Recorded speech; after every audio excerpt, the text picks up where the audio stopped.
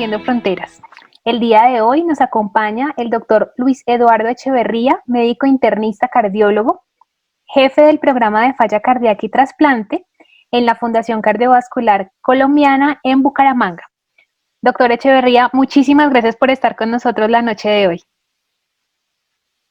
No, bueno, muchas gracias a ustedes por la invitación, hablando de un tema que es realmente fascinante, importante, y que bueno, para todas las personas que están aquí, que me han dicho más o menos cuál es el público, perfusionistas, anestesiólogos, cirujanos, es importante porque cada vez nos enfrentamos a pacientes que tienen insuficiencia cardíaca, que llevamos de alguna manera u otra a un procedimiento quirúrgico, y en donde conocer qué es lo que se hace es absolutamente importante.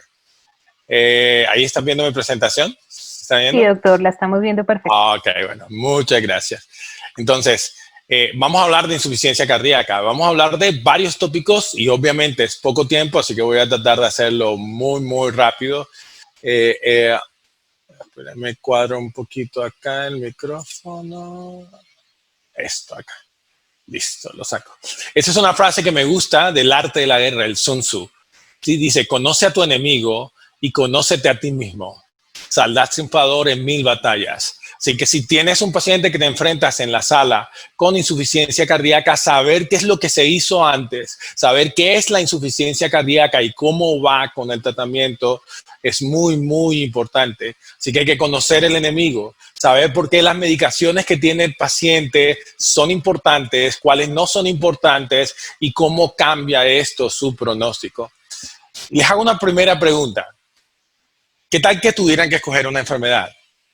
Una enfermedad, le voy a poner dos opciones, solo para que se den cuenta a veces que no tenemos tan en claro cómo es la insuficiencia cardíaca. ¿Insuficiencia cardíaca o cáncer? Bueno, ojalá nadie estuviera en la posición de tener que escoger esto, pero si tuviera que escoger una, esto alguna vez hicimos la encuesta hace como 6 años y obviamente todo el mundo escoge falla cardíaca, nadie quiere tener cáncer. Y yo siempre les digo, tengan cuidado con los que escogen o definen como malo. ¿Sí? Porque fíjense una cosa interesante, este es un estudio del doctor Stewart que salió publicado hace 18, 19 años, en donde él seguía 5 años pacientes con cáncer en su hospital en Escocia versus pacientes con insuficiencia cardíaca y, por ejemplo, cáncer de mama, que es uno de los cánceres más frecuentes, tenía una mortalidad que comparada a falla cardíaca, nada que ser. La falla cardíaca mataba a la mitad de las personas que ingresaban en Escocia con ese diagnóstico en el centro del doctor Stewart, que era un muy buen centro, inclusive si lo comparabas con la mortal leucemia, que definitivamente leucemia dice uno, bueno, estoy mal si tengo leucemia, pero fíjense que la insuficiencia cardíaca iba peor. Así que lo que uno cree a veces no necesariamente es lo que es. La insuficiencia cardíaca tiene mayor mortalidad que la mayoría de enfermedades malignas. No tengo conflictos de interés en este tópico y en los próximos 30 minutos vamos a hablar sobre generalidades de insuficiencia cardíaca que podemos profundizar después. Y quiero tocar algunos tópicos importantes porque sé que estos pacientes de insuficiencia cardíaca los llevamos o a revascularización miocárdica o van a reparación de la válvula mitral o van a restauración ventricular como en el Stitch o van a una cardiomioplastia dinámica donde esto casi no se hace, la famosa cirugía de Batiste, o van a asistencia de largo término o van a trasplante cardíaco. Así que conocer cuál es la historia anterior de ese corazón, por qué el paciente tiene insuficiencia cardíaca, por qué tiene las medicaciones que tiene es absolutamente importante. Y lo vamos a tocar en 4 tópicos. Uno que es conocer la insuficiencia cardíaca, las generalidades, lo que hace un cardiólogo cuando está viendo falla cardíaca y cómo una persona, un perfusionista o un anestesiólogo puede conocer cuál es el estado del arte y cómo llegamos al momento en donde estamos ahora. La otra cuestión es qué pasa con el paciente que está descompensado agudamente, cómo lo compensamos antes de un prequirúrgico, qué cosas podemos hacer para que esté mucho mejor. La otra cuestión, y esta es como un bonus, porque creo que es absolutamente importante, es cómo utilizar los biomarcadores, para qué sirven, de dónde salen y por qué el corazón es un órgano endocrino. Y finalmente, metabolismo cardíaco en insuficiencia cardíaca, y esto es súper importante, cómo están las reservas energéticas del corazón, qué combustible utiliza en insuficiencia cardíaca, y esto nos puede ayudar a entender mucho más a ese paciente descompensado que nos llega a la sala. Bueno, primero conociendo la insuficiencia cardíaca. Dr. Katz, que es uno de los padres de la fisiología cardiovascular, hace esta publicación hace aproximadamente 12 años, y es cómo llegamos acá. ¿Cuál es el camino que transitamos para ver la insuficiencia cardíaca como la vemos hoy? Y fíjense una cosa interesante. En 1966, hace 60 años, ¿cierto?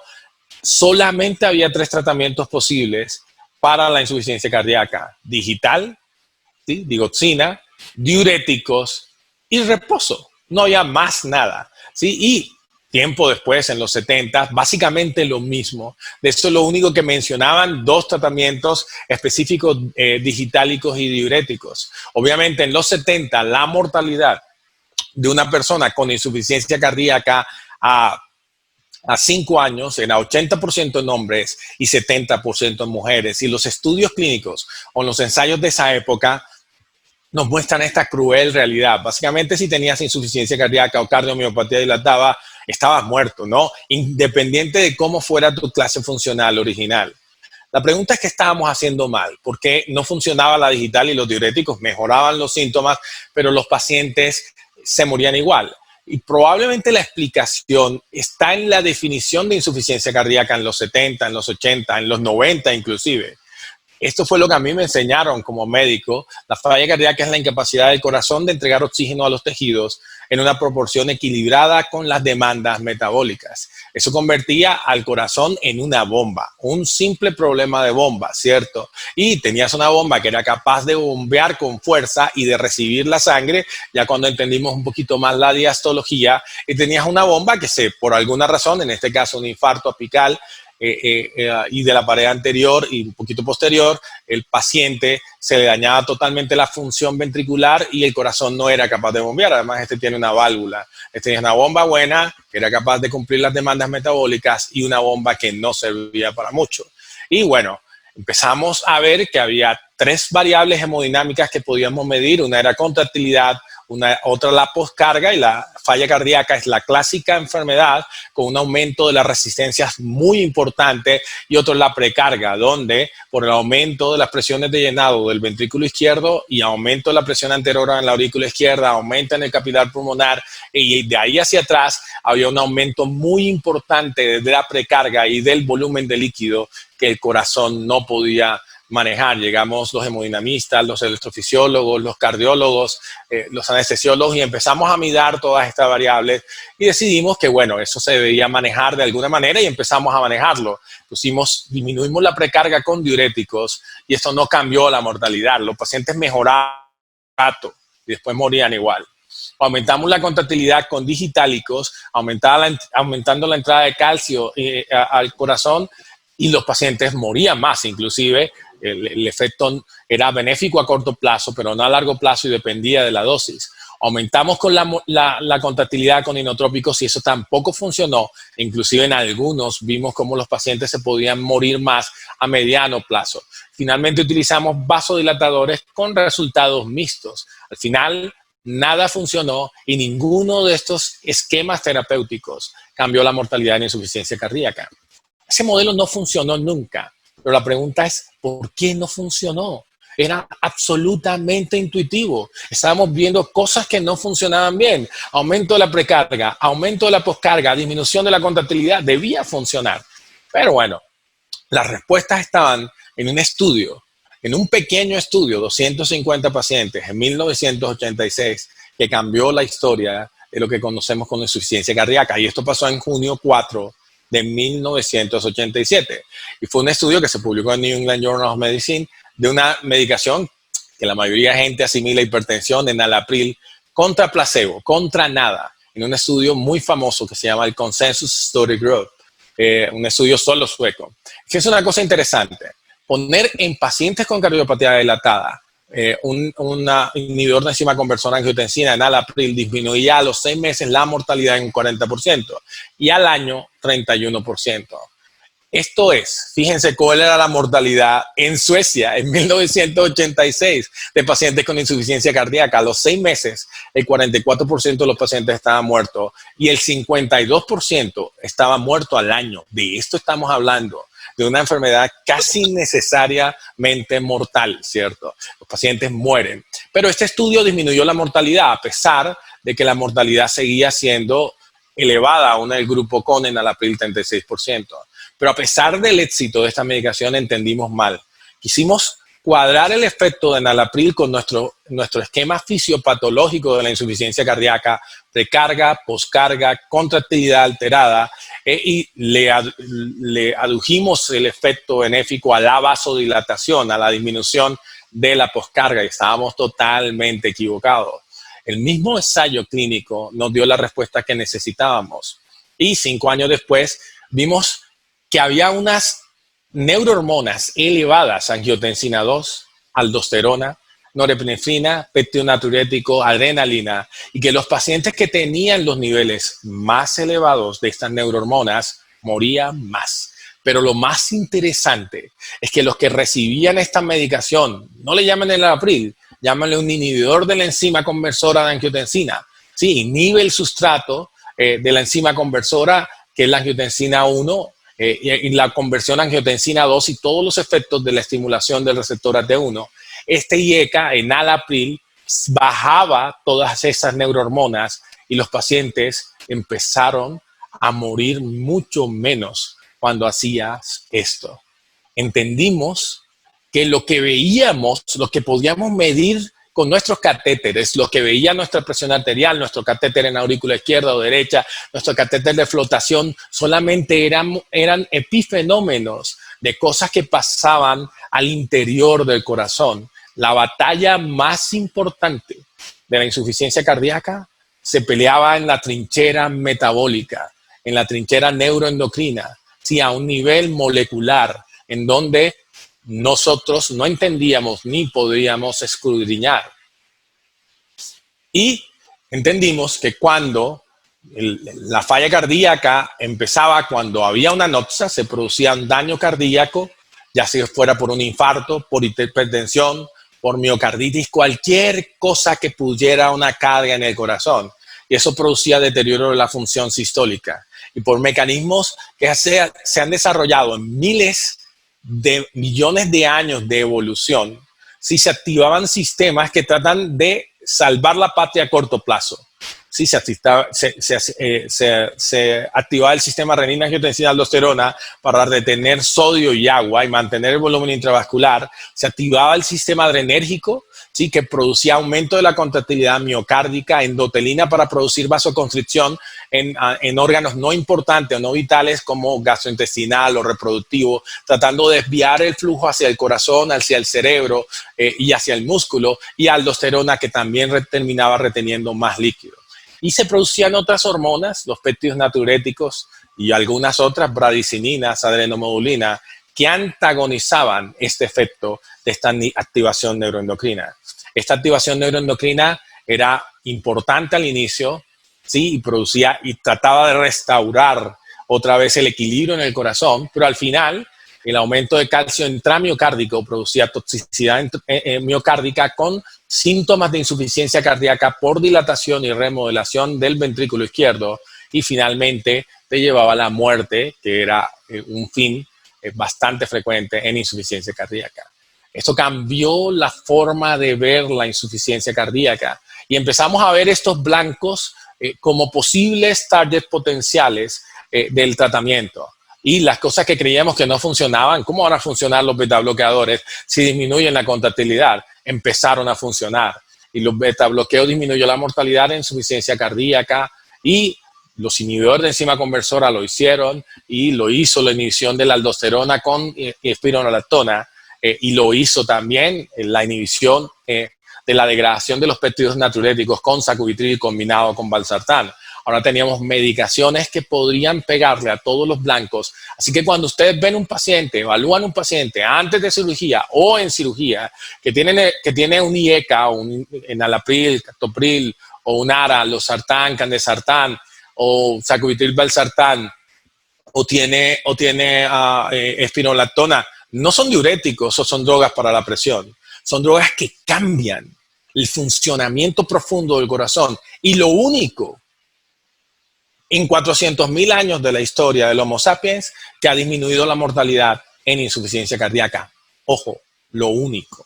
Así que eso es lo que sabemos y este es el grado de recomendación en guías de IECAS, betabloqueadores, inhibidores de aldosterona y ARNIs en pacientes con insuficiencia cardíaca. Integrar esto en una sala de cirugía es mucho más difícil porque son medicamentos para gente que tiene una enfermedad crónica, pero a la larga en salas hay un insulto, en un infarto hay un insulto al corazón y al final esto termina funcionando y les voy a mostrar cómo si todos entendemos todos los aspectos de la insuficiencia cardíaca podemos trabajar en conjunto. La segunda parte es insuficiencia. Esta es la primera y la más larga, así que no se preocupen, las demás son de 5 o 10 minutos.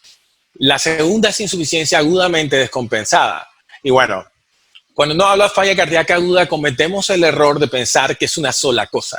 No hay nada más equivocado que eso. La falla cardíaca aguda son varios síndromes clínicos diferentes que se comportan de forma diferente. Y cuando tratas uno igual que el otro, no tienes el mismo resultado.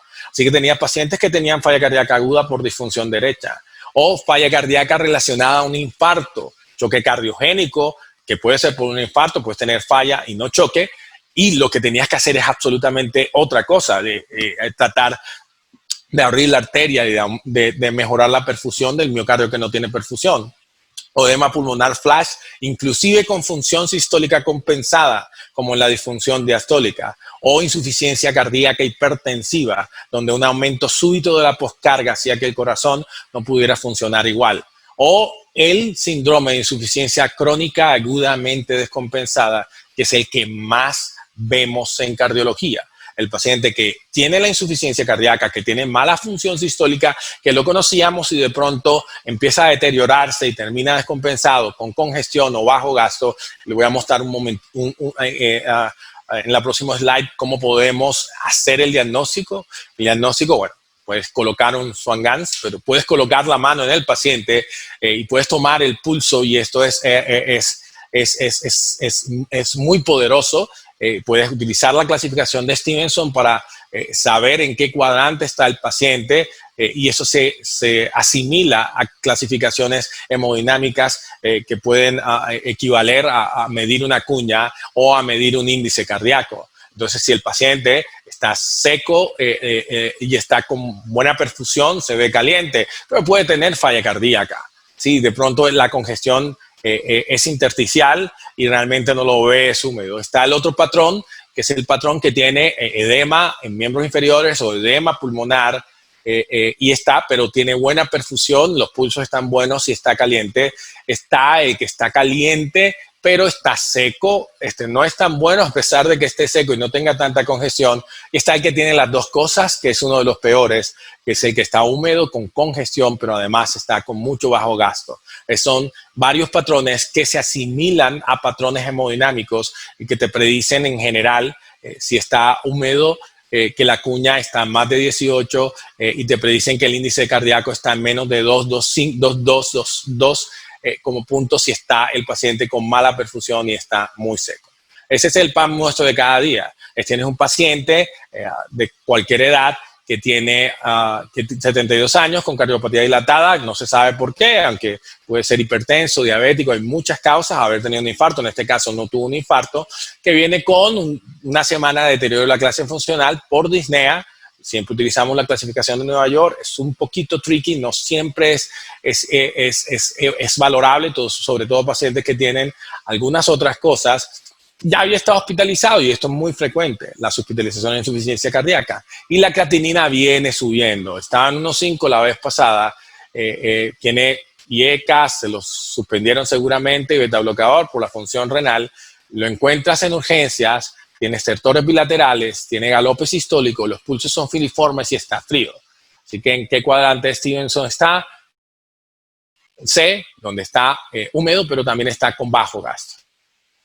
Y bueno, hace los exámenes de rigor, tiene una mala función sistólica, la presión sistólica sigue baja, el pedículo vascular está ancho, tiene cardiomegalia, tiene edema pulmonar clásico hidrostático de insuficiencia cardíaca en alas de mariposa con aumento del pedículo vascular Los péptidos natriuréticos, vamos a hablar corto sobre eso, están elevados y además de eso tiene una creatinina en elevación. ¿Se acuerdan del 1.5 en la hospitalización pasada? Ahora tiene 1.8 de creatinina. Obviamente utilizan la manito y ese paciente está frío, pulsos filiformes, tiene mala perfusión, pero además está húmedo. Entonces está en uno de los peores escenarios en insuficiencia cardíaca. Además de eso, la creatinina viene subiendo y eso es lo que nosotros llamamos síndrome cardiorrenal. Hay 5 síndromes cardiorrenales, en donde el 3 y el 4 es el riñón que afecta el corazón, el cuarto es cualquier cosa, la sepsis que afecta el riñón y el corazón, pero el 1 y el 2 son los clásicos cardiovasculares. El 1 es cuando un proceso agudo, que no es este el caso, afecta el corazón y el riñón se afecta por bajo gasto y ahorita les voy a mostrar mucho más por congestión. El tipo 2 es el de paciente con enfermedad crónica cardíaca que progresa larvariamente y que se puede agudizar, se puede convertir en un tipo 1 o 2. Los dos pueden coexistir, como en este paciente que tiene falla renal crónica, pero el deterioro mayor de la insuficiencia cardíaca o de la función sistólica está también produciendo más falla renal. Entonces también se está agudizando, así como la insuficiencia crónica se agudiza en este paciente. Pero fíjense una cosa, si yo le estudiara Müllens, es uno de Wilfred Müllens, es alemán, pero vive en Bélgica, de los que más ha trabajado en esto, en pacientes con falla cardíaca aguda descompensada, hizo este estudio muy, muy elegante para tratar de ver qué es lo que dañaba la función renal en una descompensación de la función cardíaca aguda. Y esto es bien interesante, porque cuando uno le pregunta, uno a priori dice la presión sistólica es la que afecta el riñón y probablemente el gasto cardíaco. Y nada más diferente a eso.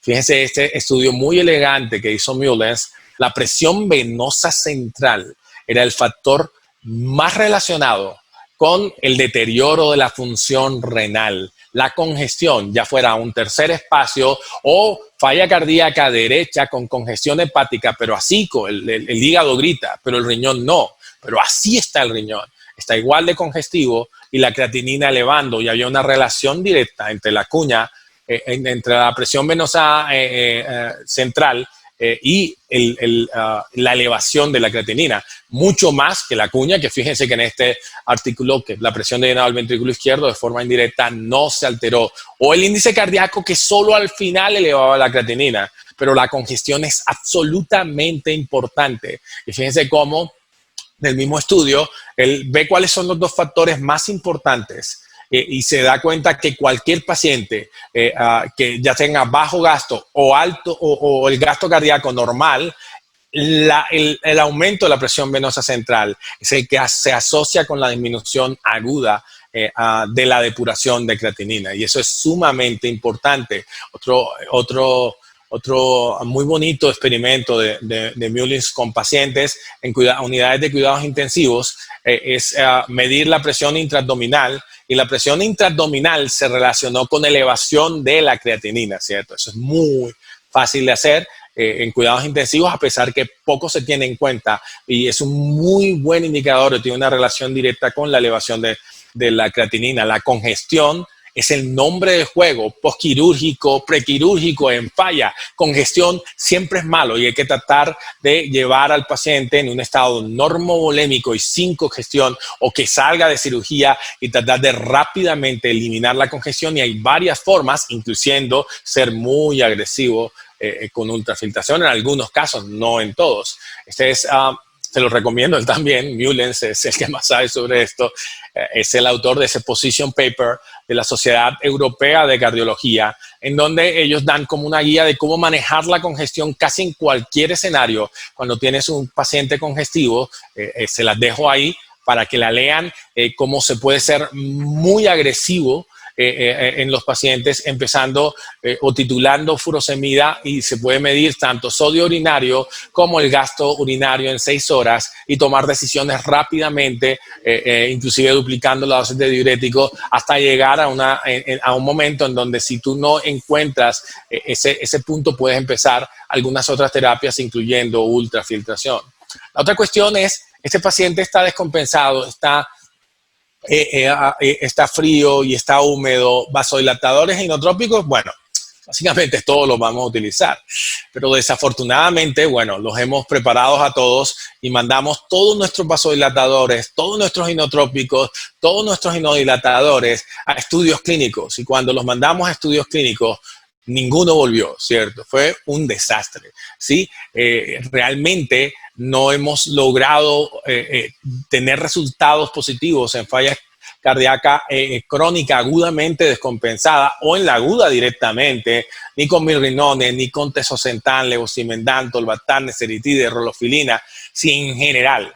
A mí que más me gusta es levosimendan. El problema del Survive prácticamente fue la hipotensión y el perfil del paciente. Hay un estudio interesante, un subestudio del Survive, que son pacientes realmente crónicos con descompensación aguda, que tienen betabloqueadores y a esto les va bien. Los agudos, infarto, no les va tan bien. Entonces, hay que ver, los utilizamos porque a corto plazo tienen efecto, pero sabemos que a mediano plazo, y mediano es 30 días, a 160, a 180 no hay tanto beneficio. Bueno, y cuando nada funciona, esos pacientes que se están empeorando, están los dispositivos de asistencia, ya sean los percutáneos o los quirúrgicos, y eso se puede utilizar tanto en descompensación muy avanzada como en choque cardiogénico. Está el Impella, el balón de contrapulsación, que es más que utilizamos, a pesar de sus resultados contrastantes en el Shock 2, pero bueno, se siguen utilizando. Tandem Heart, nosotros nunca hemos puesto uno, sí Impella y sí ECMO definitivamente. Y bueno, el ECMO no es un soporte del ventrículo izquierdo, realmente es un soporte circulatorio, es muy útil, pero en enfermedad isquémica, por ejemplo, no le va muy bien al corazón. A corto plazo te sostiene circulatoriamente, pero a largo plazo a veces tenemos que pensar en movernos rápidamente a una asistencia ventricular izquierda realmente, que ayuda un poquito más al corazón, aunque el ECMO es económico. No es fácil de colocar, pero después de que se adquiere experiencia, se puede hacer bastante bien y nos da estabilidad hemodinámica. Y hemos hecho algunas cosas interesantes con ECMO. Depende de cómo canulas también, puedes hacer que el paciente deambule, y eso es bastante importante para la recuperación de algunos pacientes. Y fíjense, este es un póster que presentamos en el Congreso Europeo. Eso no es Circulation, es European Heart Journal, pero bueno, ahí quedó Circulation, no importa, eso no es en el 90, fue hace 2 años, en donde colocamos pacientes con falla cardíaca agudamente descompensada, falla cardíaca crónica agudamente descompensada, en donde la activación neuroendocrina era importante en ECMO, y esto ha sido una transacción entre los anestesiólogos cardiovasculares, entre los cardiólogos de falla, entre los cirujanos cardiovasculares, pero estamos casi todos en la misma línea. Esto mejora el corazón, y si tienes el paciente estable, es una muy buena oportunidad para titular. Y a estos pacientes agudos, crónicos, agudamente descompensados, los titulamos después de producir una descongestión rápida y muy importante, y pudimos titular a beta bloqueadores, a ARNI, aldosterona, pacientes que normalmente no se llevan a eso, con una muy buena experiencia en sobrevida y mortalidad. Y finalmente, para terminar este apartado, si estás refractario, ¿cuáles son nuestras opciones si no respondes a la medicación y a lo que se está haciendo? Bueno, trasplante cardíaco es una gran alternativa. Nosotros llevamos más o menos 200 en estos 15 años, 190 en estos 15 años, y va muy bien, pero tiene problemas. Primero, 13 años de sobrevida media. La mayoría de pacientes, el 50% llega a 13 años según el ICHLT, pocos donantes, y eso hace que muchos pacientes tengan que pasar a terapias avanzadas antes de esto. La supresión inmunológica, que se relaciona con la sobrevida corta, y el monitoreo progresivo de rechazo es un problema, pero a los pacientes les va bien. Ahora, si acuerden, les dije, olvídense de bomba buena y bomba mala. Bueno, pero si uno simplifica el problema, bomba buena, bomba mala, pues al final lo que necesita es llevar la sangre de un punto a otro, si del ventrículo izquierdo a la aorta, con suficiente presión y con energía para que llegue a los sitios donde quiere llegar. Y bueno, básicamente tienes un motor, un rotor, tienes una batería y tiene tubos que llevan la sangre. Y eso es lo que hacemos, si uno lo quiere ver de manera muy simple, cuando utilizamos asistencias, ya sea utilizando el principio de la bomba impelente o utilizando el tornillo neumático o el rotor, por ejemplo, del Harmony 2, o utilizando las asistencias magnéticas que se rechazan entre polos y producen movimiento circular continuo a múltiples revoluciones, como el CentriMag, que es una de mediana duración, o como el Hardware o el HeartMate 3, que son de larga duración. Y bueno, esto funciona bastante bien. Se ha mejorado se ha mejorado el conocimiento de estas bombas, y de pasar hace menos de 10 años a una mortalidad que era 50% al año, hoy las mortalidades son menos del 15 o 20% al año, de acuerdo del grupo que haga esto. En nuestro centro, asistencia ventricular tiene la misma mortalidad que trasplante cardíaco. Obviamente, trasplante sigue siendo nuestra primera opción por muchas cosas todavía, pero esto se mueve rápidamente. Yo hago lo mismo en trasplante hoy que lo que hacía hace 15 años, casi que no he cambiado nada, muy poco lo que hago. En cambio, en asistencias empezamos colocando Harmony 2 y en 2 años, olvídate de Harmony 2, ya no tenemos ni piezas de los originales de Harmony 2 y todos son asistencias magnéticas que tienen mucho mejores resultados en muchas cosas, aunque la sobrevida de Harmony 2 ha sido buena, la verdad. Entonces, es nuestro grupo, y fíjense cómo verlos en conjunto, el intensivista, acá está nuestro cirujano cardiovascular, Leonardo, que es nuestro especialista en asistencias y ECMO, es absolutamente importante. Esta es nuestra primera paciente, HeartMate, y donde todos los conocimientos de insuficiencia cardíaca se integran antes de llevar a esta paciente a una cirugía que es muy grande, en donde no cambias el corazón, en donde asistes solo el lado izquierdo, que tiene muchos trucos y muchas cosas que se van aprendiendo con el tiempo y en conjunto. Y esto es 5 años después. En nuestro grupo de pacientes, más de 23, 24 pacientes con asistencias ventriculares. Solo uno ha necesitado trasplante 4 años después por una infección del dry Lyme, y donde el trabajo de conjunto definitivamente sirve y nos puede apoyar si conocemos a estos pacientes. Finalmente, este sí es muy corto, 3 minutos. El corazón es un órgano endocrino. Sí, y bueno, los endocrinólogos dicen no inventes, pero claramente es un órgano endocrino. Y cuando hay estiramiento de la fibra, cualquier noxa quirúrgica o noxa en cualquier lado, hay liberación de síntesis génica de péptidos natriuréticos, ProBNP. Y el ProBNP, por acción de la furina intracitoplasmática o la corina a nivel de los vasos, se convierte en NT-proBNP y en BNP. ¿Sí? NT-proBNP es completamente inactivo, se elimina en el riñón, pero nos sirve para medir muchas cosas y es pronóstico. El BNP es una sustancia activa que se actúa a órganos a distancia, ¿sí? Y tiene varios receptores a nivel renal. El tipo A, el más importante, el que más conocemos, por eso es el más importante. El B no tenemos la menor idea qué hace, y solo uno de esos péptidos, el CNP, lo estimula. Y el tipo C, que degrada todos los péptidos, también la neprilicina, que hoy la bloqueamos con el sacubitril. Y esto produce vasodilatación y natriuresis, los péptidos natriuréticos, así que tienen una acción biológica intrínseca como tal. Y además, en falla cardíaca dejan huella. Hay muchas sustancias que dejan huella y que podemos medir y que nos dicen cómo va la falla cardíaca y qué pronóstico tiene el paciente. Por ejemplo, en cirugía, en prequirúrgicos. El péptido natriurético tiene mucha validez. Es un estudio brasilero muy bonito de pacientes que fueron llevados a cirugía de varios tipos, en donde un valor de corte de 380 menor predecía sobrevida sobre un valor de corte mucho mayor. Y eso es muy importante porque pues te ayuda, así como la función sistólica, pero créanme que la función sistólica tiene sus bemoles, pacientes con péptidos altos y función sistólica normal que están mucho peor.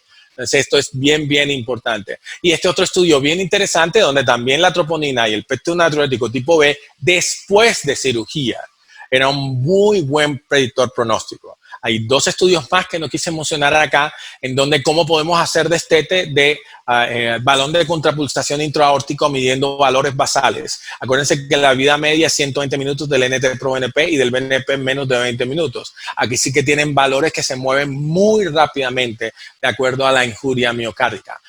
Y finalmente, este es un tema fascinante, también otros 3 minutos, el metabolismo cardíaco. Acuérdense que el corazón es un órgano fascinante. Es un órgano fascinante y late 100,000 veces al día durante el transcurso de una vida. Genera cerca de 6 kilogramos de ATP cada 24 horas, lo que es 20 veces su propio peso. 60 a 70% del adenosín trifosfato, que es la fuente de energía primordial, el sustrato final energético, viene la oxidación de los ácidos grasos libres. Así que el corazón es el único que utiliza ácidos grasos libres. Es lo que yo llamo el omnívoro metabólico. El 70 o 30 o 40% de los demás sustratos provienen de la oxidación de la glucosa principal después de ácidos grasos libres, lactato, aminoácidos, cetotónicos. Tú le puedes colocar lo que sea al corazón. Es como el DeLorean de Volver al Futuro. Puedes colocar cerveza y el corazón funciona. No, mentira, cerveza no. Pero le puedes colocar ketonas, ácidos grasos libres, glucosa, aminoácidos y el corazón funciona. El corazón funciona. Así que puedes utilizar lo que sea. Y este proceso, la fosforilación, que es quitarle una ADP, la condensación y la hidrólisis del ATP, sobre todo la hidrólisis del ATP, que le quita un grupo fósforo al ATP, un fósforo al ATP y lo convierte en ADP, produce la chispa con que los músculos y el cardiomiocito se contraen.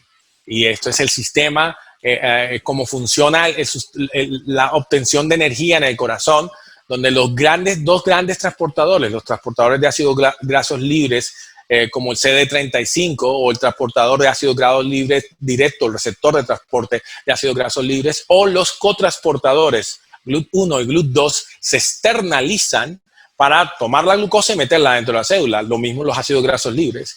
La glicólisis anaerobia no ocurre en la mitocondria y produce 2 míseros ATPs, pero que son importantes en la anaerobiosis. Finalmente, el sistema de lanzadera, donde todos, tanto los ácidos grasos libres como la glucosa se convierte en acetil-CoA, la glucosa antes pasando por piruvato, si no hay oxígeno, lactato, si hay oxígeno, acetil-CoA, y entra en el ciclo de Krebs o de ácidos tricarboxílicos, que es el que produce la función del corazón. Y finalmente el sistema de transporte de fosfocreatina y creatina, que lleva el fósforo inorgánico de la mitocondria o el ATP de la mitocondria hacia el sarcolema, donde se produce la contracción o el entrecruzamiento de la actina y la fibrina. Este es el sistema cotransportador.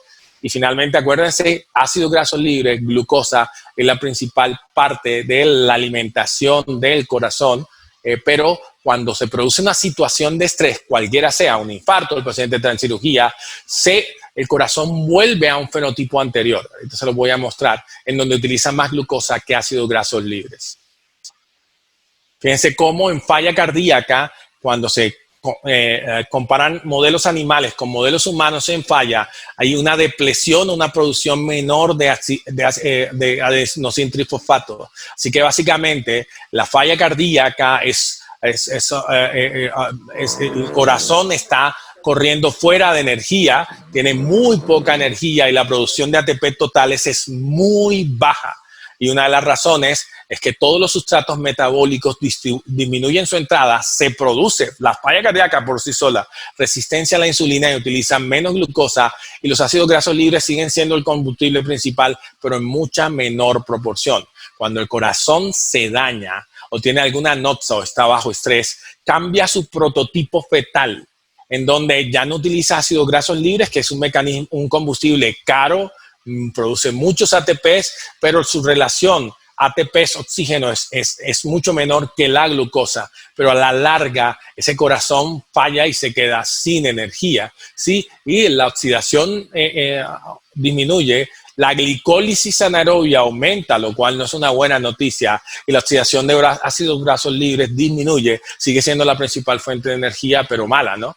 Y bueno, acá tenemos nuevas alternativas y esto es la revolución de la insuficiencia cardíaca en los últimos 2 años. Una medicación que se usa para diabetes, que es un inhibidor de un cotransportador a nivel renal, el SGLT2, o cotransportador de sodio glucosa tipo 2. Lo que hace estos bloqueantes es inhibir estos cotransportadores que reabsorben la glucosa y el sodio que el cuerpo no quiere perder.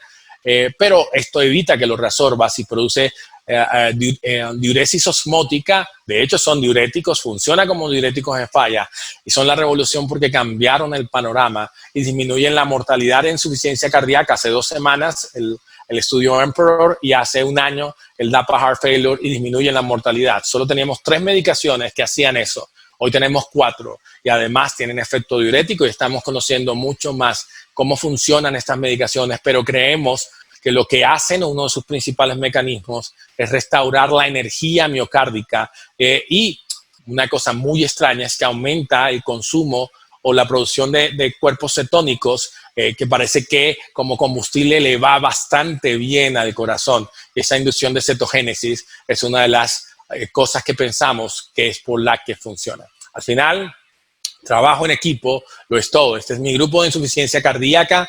Tenemos hospitalización día, manejo, llamamos a los pacientes, tratamos de que todo el manejo se haga según guías y esto funciona muy bien disminuyendo la hospitalización, pero también entre disciplinas. El grupo de falla cardíaca con los cirujanos, esto lo llamamos nosotros el pacto de Caracolí, porque empezamos a trabajar más juntos con el grupo de ECMO, con el grupo de perfusión, con los anestesiólogos, con cuidados intensivos, tratando al final de hacer que estos pacientes que van a cirugía o que requieren terapias avanzadas reciban la mejor atención y toda una evaluación comprensiva desde todos los puntos de vista del paciente, no solamente el hemodinámico, también del neuroendocrino y del metabólico. Al final somos un grupo de fallas, cirujanos, perfusionistas, nefrólogos, intensivistas. Tratamos de sacar adelante a nuestros pacientes trabajando en una sinfonía perfecta donde esta mortal enfermedad que es la insuficiencia cardíaca tiene un mejor tratamiento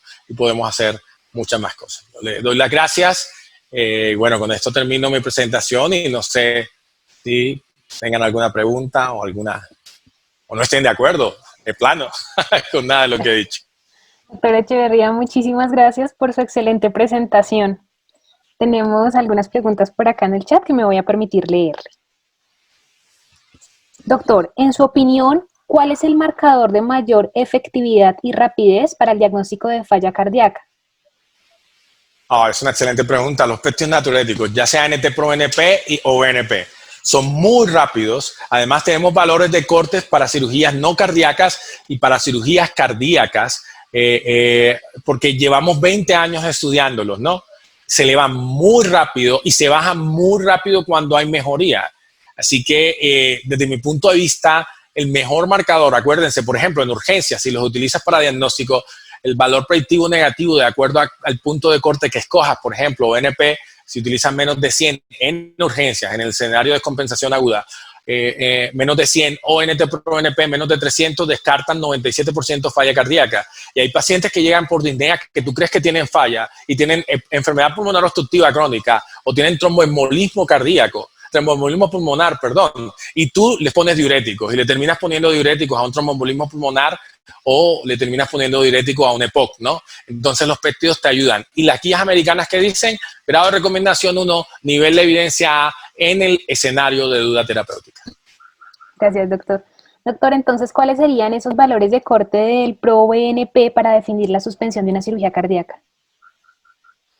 Bueno, ningún valor de corte está para definir una suspensión de una cirugía. Están para definir la compensación del paciente, un mejor tratamiento. ¿Qué es lo que me pasa? Yo tengo un paciente con falla cardíaca y tiene 98-70 y tiene un valor de péptido más de 400 de BNP, que es un marcador maligno. Y yo veo que me falta tratamiento neuroendocrino porque mi grupo de falla, o sea, yo no lo he hecho bien, estoy mal y lo que tengo que optimizar es ese paciente.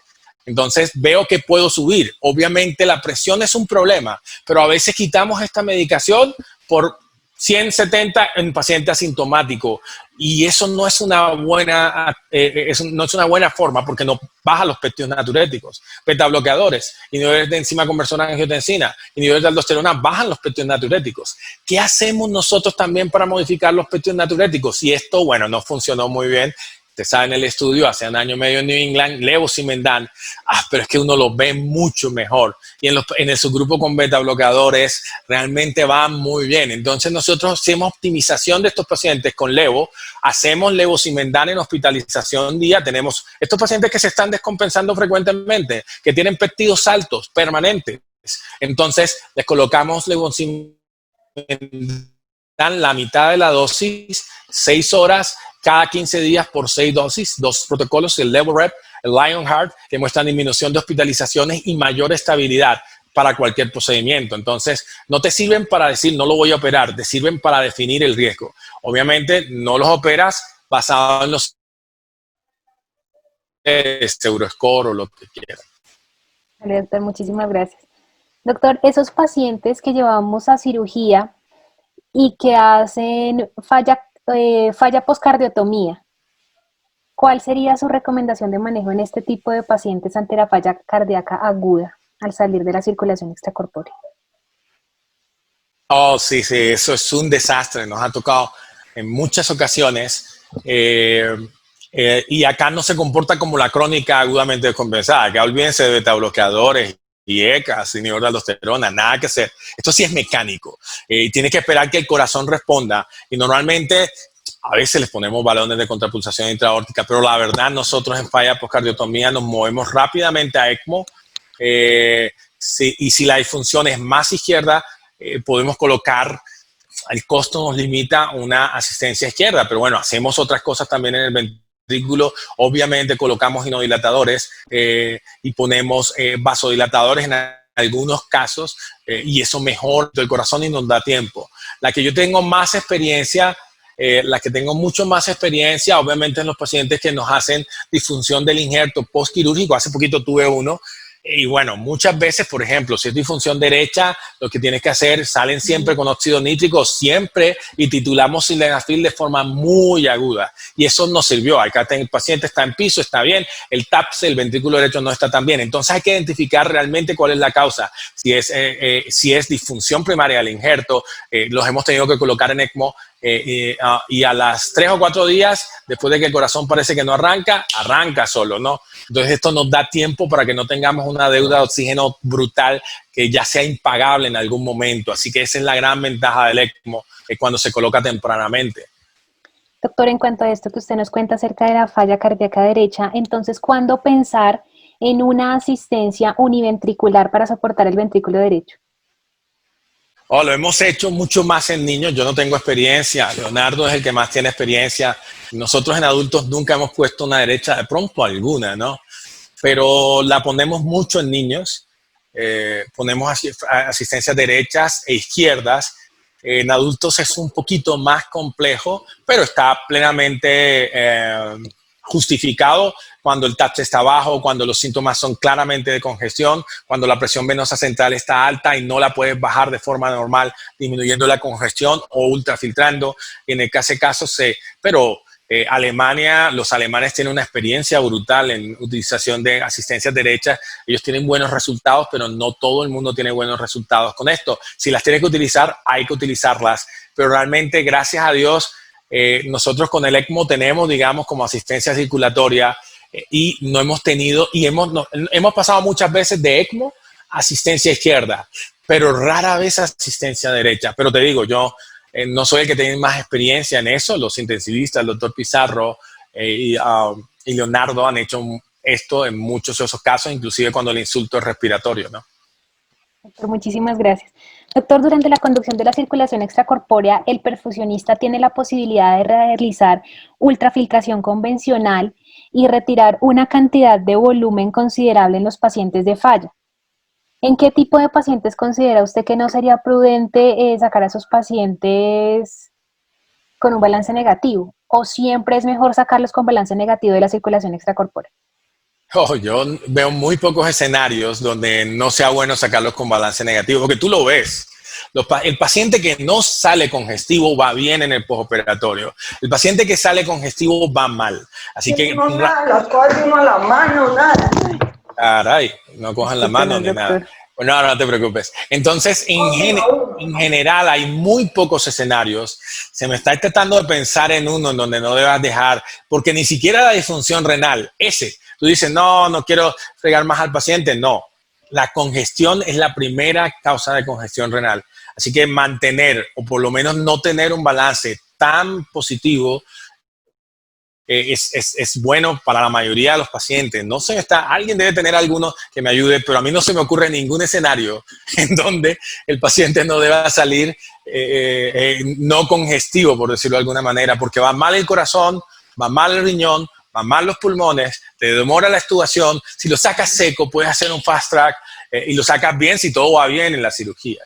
Así que nosotros también utilizamos ultrafiltración en ECMO, colocado dentro del circuito y va muy bien en algunos pacientes, pero el nombre del juego es que no esté congestivo. Y no se me ocurre ninguno en donde tú digas quiero mantenerlo un poquito mojadito. No, para nada. No me ocurre, ¿no? Pero yo no soy perfusionista, ¿no? Yo soy cardiólogo. Doctor, por aquí nos preguntan, ¿el monitoreo hemodinámico nos podría contar acerca de su experiencia y cuáles son las estrategias para el monitoreo hemodinámico de estos pacientes en falla cardíaca? Sí, bueno, nosotros utilizamos solamente para ver si tienes hipertensión pulmonar fija y no reversible para trasplantarte y para definir el patrón de congestión, que es el clásico mete y saca para saber si tienes elevación de las presiones, cuando tienes la duda en un paciente con congestión que tenga una SDRA. Realmente de cirugía salen todos con monitoreo hemodinámico, pero el estudio ESCAPE, ustedes lo conocen, que critica a todo el mundo y le dan con el palo de la olla, mostró que no había tanto beneficio. Nosotros lo utilizamos, nos sirve mucho para medir la presión pulmonar en pacientes que tienen disfunción derecha, pero es mejor sentir que uno lo guía a algo, pero decir a que eso haya cambiado nuestros resultados es más difícil. Pero, ¿sabes? Tomamos decisiones con eso en muchas ocasiones, independiente de cómo salga el paciente, y probablemente ese es el gran problema del ESCAPE. Pero digamos que no a todos los pacientes, solo a un porcentaje de pacientes les hacemos un monitoreo invasivo con catéter de flotación y todo lo demás. Doctor, muchísimas gracias por haber compartido con nosotros este espacio y habernos permitido nutrir de su vasto conocimiento en cuanto a este tema. Muchísimas gracias. No, gracias a ustedes. Y no es vasto, seguimos aprendiendo, todos aprendiendo. Y acá el plan es aprender todos juntos. No saben cómo he aprendido yo de ustedes cada vez más y cómo, nutriendo nuestros conocimientos, podemos ser mejores y manejar de forma holística al paciente. Gracias a todos y hasta la próxima oportunidad. Doctor, muchísimas gracias. Muchísimas gracias a todos ustedes. Nos encontramos el día jueves. Vamos a realizar nuestro panel acerca de técnicas de ahorro sanguíneo y cirugía cardíaca.